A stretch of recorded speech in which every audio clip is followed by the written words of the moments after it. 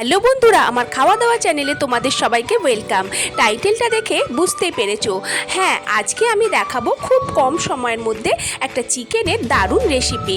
দেখো, চিকেনটাকে আমি সমস্ত রকম মশলা দিয়ে ম্যারিনেট করে নিয়েছি, এমনকি নুনও দিয়ে দিয়েছি। আলুটা ভেজে কুকারে সেদ্ধ করে নিয়েছি। এবারে কুকারে চিকেনটা দিয়ে 2টো সিটি মেরে নিয়েছি। তারপর কড়াই তেল গরম করে 50% সেদ্ধ করা চিকেনটা আমি দিয়ে দিলাম।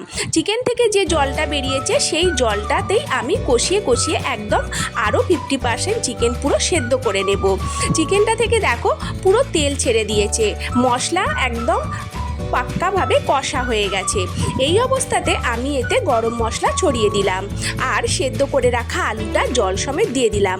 জলের পরিমাণটা তোমাদের ইচ্ছা মতো তোমরা রাখতে পারো, এতে স্বাদের কোনো পরিবর্তন হবে না। দেখো, আমার রেডি হয়ে গেল আলু দিয়ে চিকেনের একটা পাতলা ঝোল। ভিডিওটা তোমাদের ভালো লাগলে কমেন্ট করবে।